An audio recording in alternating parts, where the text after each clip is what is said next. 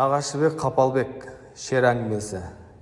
Жаңа жауған қар үстінде бұлан қаққан туындыраның ақ түлкісіндей келіншектің балауса, балғын денесі ойнақ қақтырып арбап жатыр. Өлі денеге жан кіргізгендей, өлердей бір ынжық неме болмасаң қалғаны жетіп тұр. Қалай шешініп, қалай құшағымыз айқасқаны есте жоқ. Өзге бір дүниеге еніп кеткенбіз. Күздегі күйі келген, кер маралдай керілген жұмыр, жұмсақ ақ келіншекпен екеуміздің құшақтарымыз ажырамаған күйі, қылықты да қызықты түннің тез сырғып, әппақ таңның қалай атқанын да байқамай қалыппыз. Қалың батпақтың ішінде де саф алтын жарқырап жатады.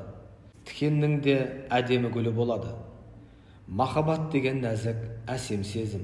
Адам жанының ең ардақты, ең аңсарлы түкпірінен бастау алатын тіл жеткізгісіз әлем.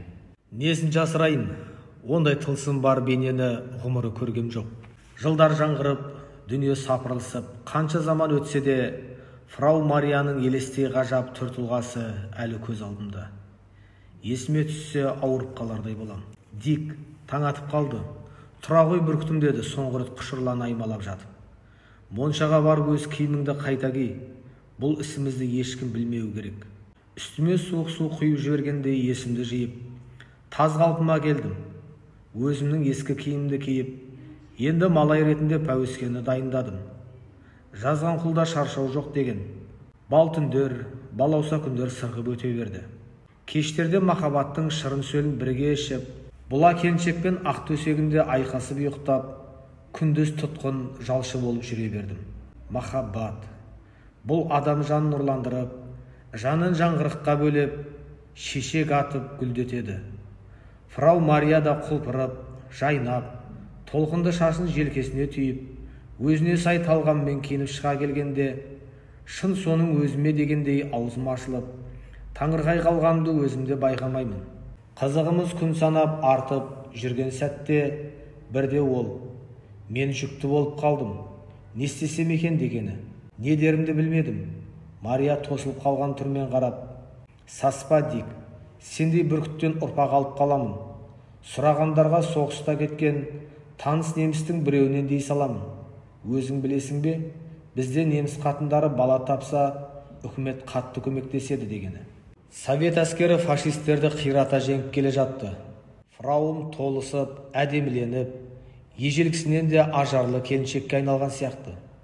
Шашы толқындана сары алтындай сырғып, сусып төгіліп тұрады. Ақыры жеңіс келді. Біздің фабрикамызда қалаға іргелес, поместьемізде ешбір өзгеріс бола қойған жоқ.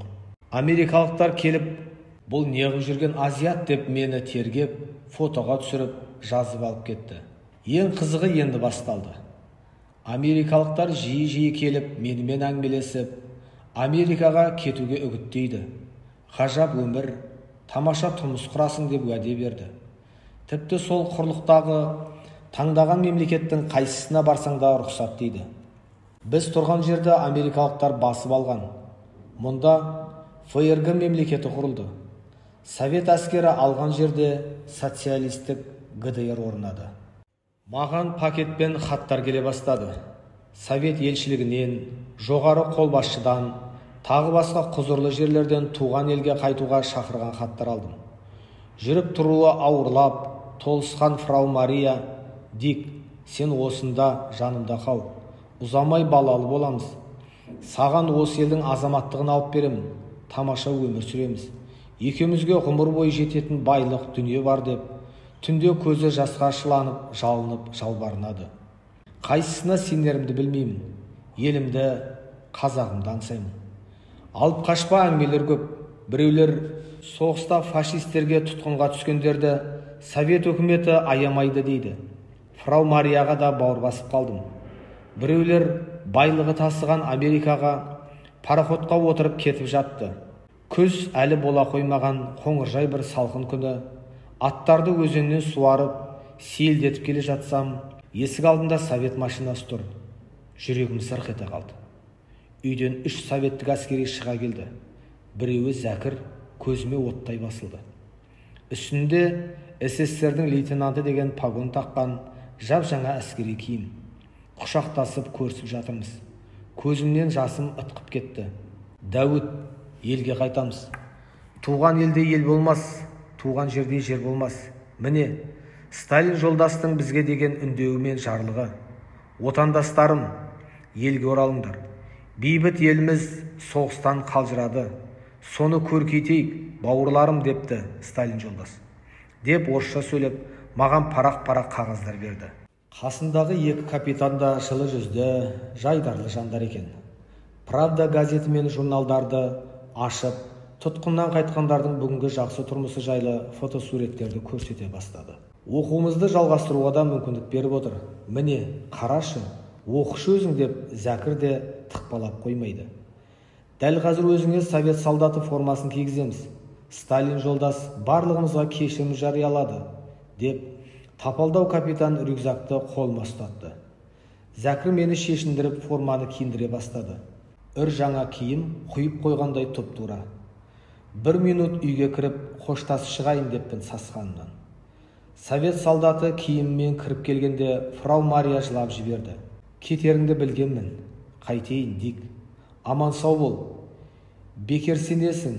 Радиода, газетте күнде айтып жатыр ғой ол жақты. Үй жайың, адресің қалай? Жамбыл-Ата ауылы, ақын. Жамбыл-Ата, деп күбірледі ол. Еңкейіп үстелдің астынан портсигар және 2 қорап сигарет алып берді.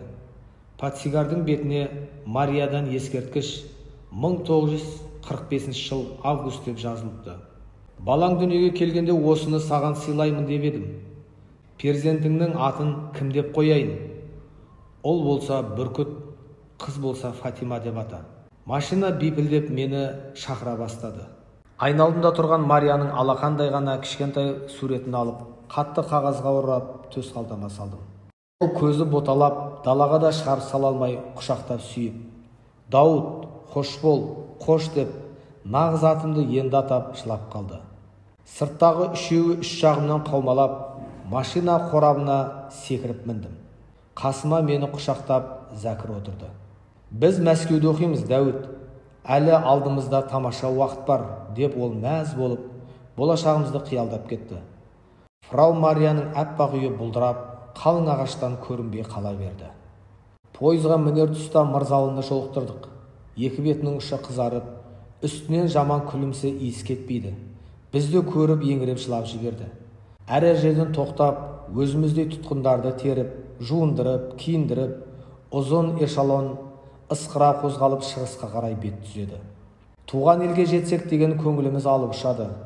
Зәкір, Мырзалы үшеуміз бір вагондамыз. Орысша, қазақша ән саламыз. Бүкіл эшелондағы қазақтармен шұрқырасып, танысып, мәре-сәре мәзбіз. Баяғы екі капитан тоқтаған жерде жинап, әңгіме өткізеді. Бәріне кінәлі сатқын генерал Власов. Сендердің түк кінәларың жоқ. Өз ауылдарыңа, үйлеріңе барып, туған туыстарыңмен қауышып, жұмысқа тұрасыңдар. Оқып жүргендер оқуларын жалғастырады, деп Зәкір екеумізге қарап жымиып қояды. СССР шекарасынан өткенде шуылдасып, жүрегіміз жарылардай қуанғанымыз-ай. Совет жеріндегі алғашқы станцияға тоқтағанымызда автомат асынған овчарка иттері арпылдап, солдаттар әр вагонның есігін екі жағына тұра қалып, қолдарыңды көтеріп бір-бірлеп өтіңдер деп, әрқайсымызды жеке-жеке тексеріп, алдын ала дайындаған түрмеге қамады. Баяғы бізді алып келген екі капитан формаларын өзгертіп киіп келгенде білдік. НКВД-ның офицерлері болып шықты. Бізді алдап қақпанға түсіріпті. Жаналғыш әзірейілдей сұрланып, қандарын іштеріне тартып, түні бойы сұрақ қалып, отанын сатқан опасыздар, неміс фашистерінің құйыршықтары деп, былш-былш тебеді. Мария фрау берген портсигар мен суреті бәле болып жабысты. Немісше білетінім аудармашы болғаным жайлы Мырзалы жырдай ғып айтып беріпті. Ұрып соғып ұйқыдан айырып, есалаң жандай сенделтіп берген сұрағына бас шұлғып, қол қоюдан басқа амал қалмады. Әбден есеңгірегенде тірлігіңнің құны 5 тиын болмай қалады екен. Топ-тобымызбен әскери сотқа апарып, Зәкір екеумізді 25 жылға, Мырзалыны 15 жылға соттады.